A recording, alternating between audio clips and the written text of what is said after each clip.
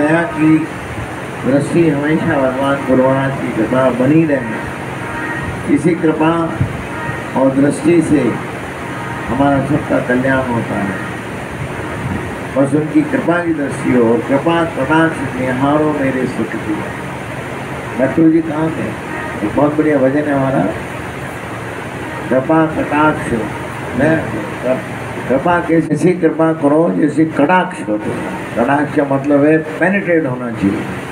कोई भी चीज़ जिस तरह से कहते हैं ना, नज़र लग गई।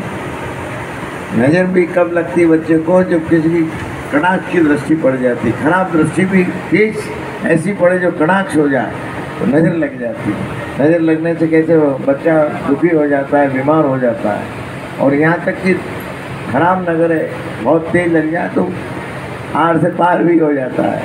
तो उसी तरह से जब किसी इंसान की नज़र लग के कोई आड़ से पार हो सकता है, तो भगवान की गुरु महाराज की नज़र लगने से, दृष्टि होने से, कृपा की दृष्टि होने से जीव का कल्याण भी हो सकता है और हम इस पार से, इस भाव से पार हो सकते हैं। इसीलिए भगवान की जो कृपा है, क्योंकि भगवान तो जिसका करते हैं, दादाजी गुरु महाराज जिसका करते हैं वो आनंद ही करते हैं, बुरा नहीं करते। एक बार हमसे किसी ने बोला कि गुरु महाराज आप सब मंत्र करवाते हो, महिमन सब कराते हो कि ये लोग अशुद्ध बोलते हैं।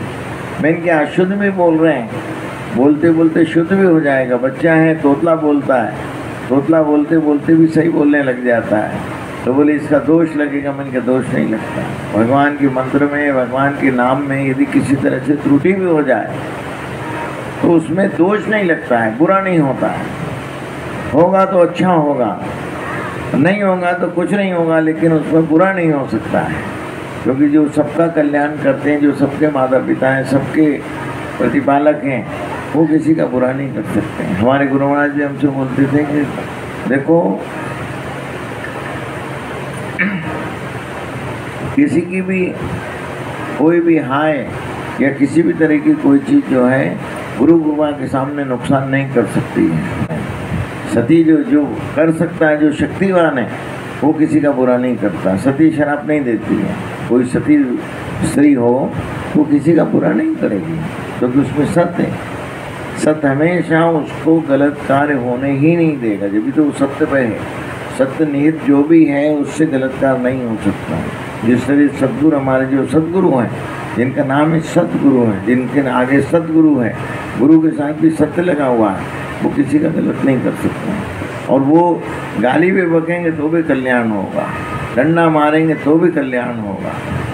देखो दादाजी धोनी वाले बड़े दादाजी महाराज जो हैं, डंडा मारने से कल्याण करते थे। हमारे पाठक जी बहुत बढ़िया बात सुनाते हैं।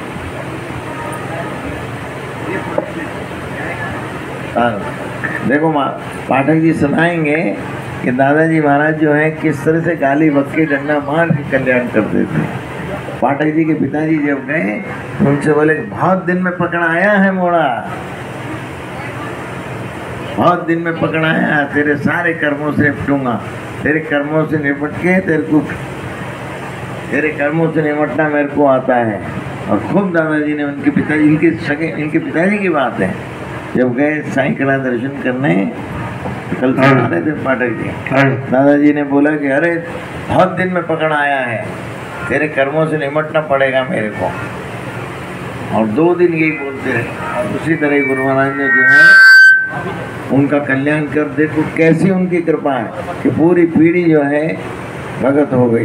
तो गुरु महाराज ने ऐसा इनका मन हर लिया, इस तरह से कृपा करी, ऐसी कृपा की दृष्टि करी दादाजी ने, इनके पिताजी ये और इनके बेटे और इनके पोता पोती वो भी सब जो हैं आज दादाजी का गुणगान कर रहे हैं। अब ये तो बहू इनकी बाहर दूसरे घर से आई है, लेकिन यहाँ आने के बाद ये भी रंग में रंग गई। इनके घर में तो हो सकता है राधा रानी की या ठाकुर जी की पूजा होती हो, लेकिन यहाँ आने के बाद दादाजी के रंग में दादाजी के भजन गा रही है, दादाजी की पूजा आरती करती, कोई ना हो तो नगाड़ा ही बजाती, सब करती है। तो ये दादाजी की कृपा है कि गुरु महाराज इस तरह से सौंप्यो सब परिवार, तब साहब सेवा करे सेवक के दरबार। जब हम अपना सब परिवार सौंप देते हैं, परिवार से मतलब कोई ये बच्चे वाला परिवार नहीं, आपका अपना परिवार क्या है, मन बुद्धि और विकार, ये सब चीज़ हम जब सौंप देते हैं तो सौंप्यो तब सब परिवार, तब साहब सेवा करे सेवक के दरबार। जब साहब ये गुरु महाराज भगवान दरबार सेवक के दरबार, वो गुरु महाराज इसी कृपा करते हैं कि सेवक के रूप में भी उसके सेवक बन के भी उस पर कृपा करते हैं। तो हमारे पाठक जी देखो अपने सुनाएंगे, बड़े आप ध्यान से सुनिए। उसके बाद अपन शिवमय मन शिव तांडव करेंगे, फिर भगवान दादा जी की आरती होगी और आरती के बीच में दादा नाम में पंगत शुरू होगी। अक्षर प्रसाद लें और गुरु महाराज की दया से खूब आज गंगा दशहरे का उत्सव 2 दिन से खूब धूमधाम से आगरा दरबार में, आगरा के दरबार में गुलबिया क्या बन रहा है। और देखो हमारे पाठक जी को, पिताजी को किस तरह से दादाजी ने किस तरह से चमत्कार दिखा है, आप सुनिए पाठक जी से। प्रिय बुजुर्गों, प्रिय दादाजी एक ऐसी प्रत्यक्ष है। दादाजी को अप्रत्यक्ष मत समझिएगा, कभी आपको कष्ट नहीं हो सकता। दादाजी क्या एक बार छोटा सा बता रहा हूँ। मेरे पिता, हम लोग शाहजहाँपुर के रहने वाले हैं पुराने, समझे। हमारे पिता शाहजहाँपुर के, माँ हमारी आगरी, और वह उपराष्ट्रपति जो थे भारत सरकार के, पाठक जी, उनको हमारे ताऊ के सगे साथी होते होते इतने बर्बाद हो गए। वो जो पिताजी हमारे माशा खर्च होकर चल दिए, और जाते जाते वो जो है सारे इंडिया का, पूरे भारत वर्ष का वो भ्रमण करते करते और साई खेड़ा पहुँचे। साई खेड़ा में जो मैं आपको वहाँ का हाल देखा हुआ बात बता रहा हूँ, आपको बता रहा हूँ। पिताजी का पूरा बताया, वो मैं आपके सामने बता रहा हूँ। पिताजी दूरी वाले दादाजी के पास ये सब लोग ये कहते थे कि दादाजी जो है वो मर्ज ठीक करने में बहुत ही ज़्यादा वो हैं। किसी भी बीमारी का मनुष्य में पहुँच जाए तो जो है वो ठीक हो जाता है। यही सोच के मेरे पिताजी वहाँ पर पहुँचे थे, साई खेड़ा। वहाँ पर जाकर दोनों ने देखा तो दादाजी के पास इतनी भीड़ होती थी, पैर रखने की जगह नहीं होती थी। और दादाजी की धुनी आसमान से बातें करती थी। मतलब कहने का ये है कि उस धुनी के पास आप ये गेट है, इतनी दूर भी नहीं खड़े हो सकते थे। और दादाजी बिल्कुल धुनी के सहारे बैठे थे, समझे। दादाजी जो है दिन में कम से कम 10 बार जो है काखम में 10 बार दादाजी जो है काखम में स्नान करना, ये करना, इंद्रासन तक का जो है वो हाल लोगों के सामने बताते थे कि इस इंद्र की जो है लाहौर इसके हंसा लगाई जाएगी, इंद्र खत्म की कर रहा है। दादाजी की जो सबसे बड़ी बात थी, वो दादाजी के एक पिल्ला था, इधर उधर दौड़ रहा था, समझे। सब लोगों ने कहा कि दादाजी पिल्ला बड़ा अच्छा पड़ा, तो दादाजी ने जो है उस पिल्ले को पकड़ के और धूनी में डाल दिया। धूनी में जब डाला पिल्ला तो सब लोग आंखों में आंसू लाए। दादाजी ने तो बड़ा प्यारा पिल्ला था, अपने को जो सारे कपड़े जा रहे हो। 1 घंटे बाद दादाजी न्योई का निकाल के ले अपना पिता से।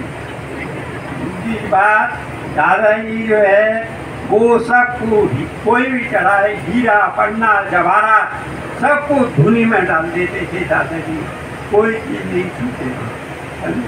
तो लोग बाग जो है कहते, दादाजी कहते थे मैंने तो इसमें कीम खाम जलाया, करमीन की मैं क्या करूँ।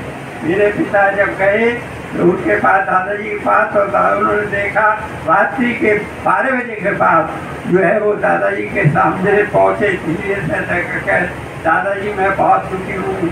आज तो बोले अरे बदमाश, आज पकड़ में आया, वही पुत्र से मेरे तेज इंतजार था, आज पकड़ के आया।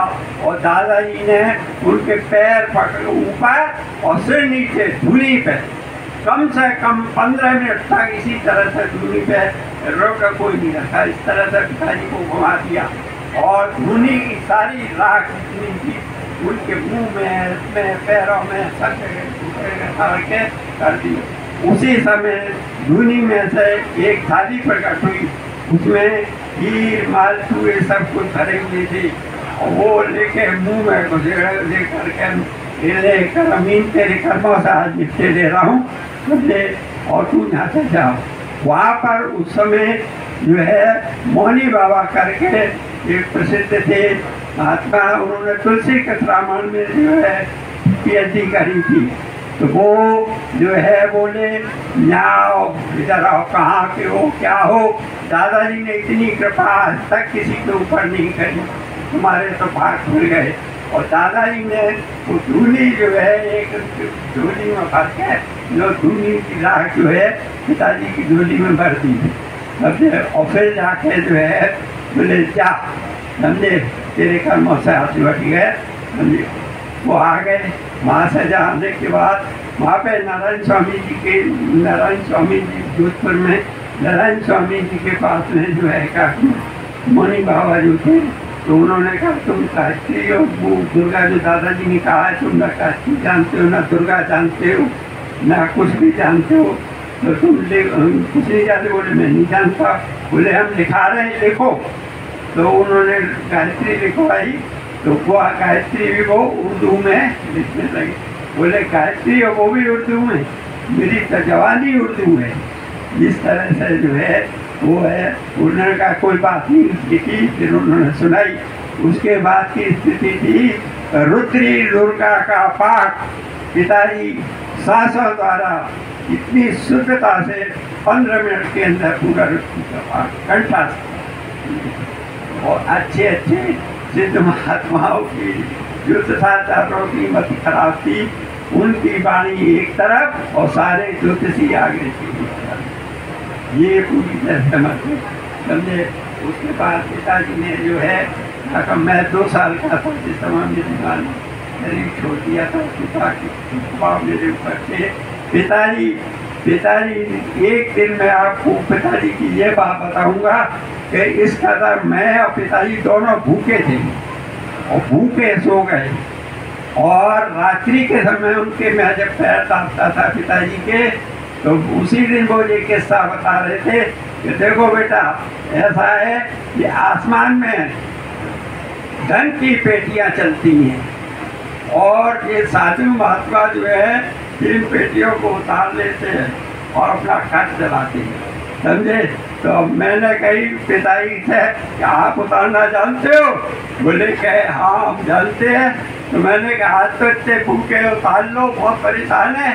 बोले सोचना भी नहीं। दादाजी ने जितना कहा है उतना ही सोचो, उतना ही करो। दादाजी इसी में बहुत कुछ कर दिए।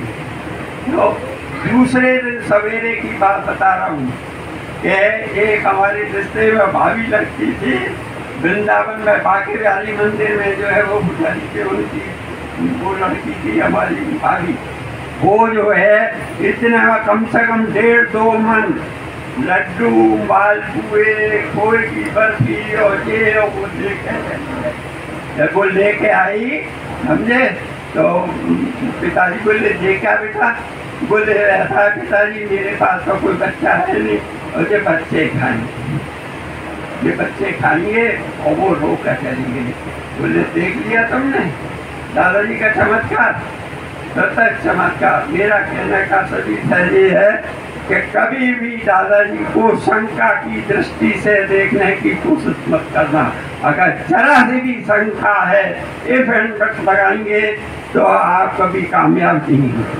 और अगर आपके अंदर पूरी तरह से जो है दृढ़ वो है कि दादाजी जो है हमारे सब तरह से हमारे साथ है समझे, तो समझिए आपकी सफलता होगी। उसका जीता जमाता प्रमाण मैं हूँ। मेरी 80 साल ऊपर क्रॉस हो चुकी है और दादाजी मुझे जो है इस तरह से हाथ लगा के चलाते रहते हैं और मैं महसूस करता हूँ कि दादाजी जो है सुबह 3:30 बजे से 4 बजते हैं और दादाजी मुझे अपने पास बुला लेते हैं। मैं एक सीढ़ी नहीं चढ़ सकता, डॉक्टरों का कहना है। डॉक्टरों ने ये कह दिया कि अगर सीढ़ी चढ़ो तो हमारे पास मत आना समझे। यहाँ तो 3 सीढ़ी हैं, चलता हूँ आराम से, कोई मुझे दिक्कत नहीं होती है, ना कोई तनाव होता है किसी किस्म की। 50 साल का मुझे प्रैक्टिकल चल।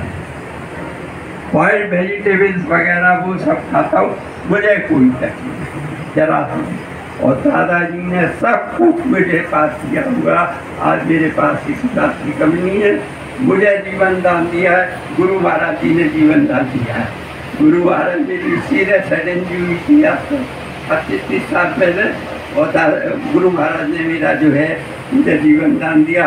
मेरी पत्नी को जीवन दान दिया, अभी 2 साल पहले मेरी पत्नी बिल्कुल चली गई थी। और गुरु महाराज जी जो है हॉस्पिटल में गए, डॉक्टरों ने जवाब दे रखा था मेरी पत्नी के विषय में, और गुरु महाराज जी हॉस्पिटल गए और आम जो है मेरी पत्नी को मुंह में डाला, खिलाया, बोले जाओ माहिरा गया, तो दूसरे दिन मेरी पत्नी घर आ गई। जो डॉक्टर भी चमत्कार देख कर आ गए। मेरा कहने का मतलब है गुरु महाराज जी दादाजी के उसमें रहते हैं, आंखों में रहते हैं। दादा गुरु महाराज जी को कभी आपने ये नहीं सोचा आपसे कुछ भी इच्छा करते हो, समझे? तो भक्ति सेवा है, चाहे वो करे, लेकिन हमारे गुरु महाराज जी की कृपा से आज हम सब बैठे हैं, समझे? एक पिता है, ये एक बेटी है जो एग्रीकल्चर है, 2 डायरेक्टर हो गए, सब ठीक है, समझे? सारा परिवार सुखी है, सब कुछ है। सबसे अनुरोध यही है कि दादाजी के भक्त हो, लेकिन भक्ति इस तरह से रहो कि जरा भी शंका नहीं रहनी चाहिए। अगर शंका है तो फिर कोई नहीं चाहिए। जय श्री नारायण जी की। देखो हमारे पाठक जी जो हैं बुजुर्ग वर्ग में, अभी यहाँ जितने लोग बैठे हैं इन सब में सबसे ज़्यादा 80 साल से ऊपर उम्र है।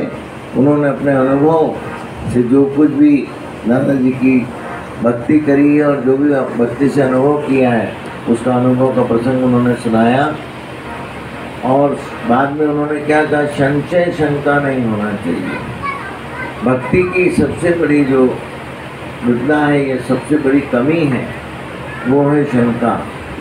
कभी भी पुराणों में, हमारे जितने पुराण हैं, हमारे जितने वेद पुराण हैं या संतों की वाणी है, या हमारे सतगुरु हैं, या हमारे भगवान ठाकुर जी हैं, चाहे धुनी वाले दादाजी महाराज हैं, हमारे सदगुरु, जो भी हमारे इष्ट देव हैं, उनके कभी भी उनकी वाणी में, उनकी करनी में किसी भी तरह की संशय नहीं होना चाहिए। संशय ही सबसे बड़ी भजन का अवरोध है। संशय से भक्ति भगवान दूर हो जाते हैं। तो संशय रहित भक्ति होना चाहिए। जो भी पुराण में लिखा है, जो भी उनकी वाणी से उन्होंने कह दिया है, उसको सत्य मानना चाहिए। जब आप सत्य मानेंगे तो सत्य होकर दिखाएगा, वही सत्य होके, और वही आपके लिए जो है आपके कार्य को सफल करने के साथ साथ जीव का कल्याण करेगा। ये दादाजी की कृपा है, और हम सब उनकी कृपा की दृष्टि में यहाँ आगरा दरबार में आज गंगा दशहरे का गंगा दशमी का उत्सव मना रहे हैं। अब हम भगवान भोलेनाथ की भोले दादाजी महाराज की प्रसन्नता के लिए शिव महिमन का पाठ करेंगे, उसके बाद शिव तांडव का पाठ करेंगे। गजाननं भूतगणाधिसेवितं कपित्थजम्बो फलचारुभक्षणं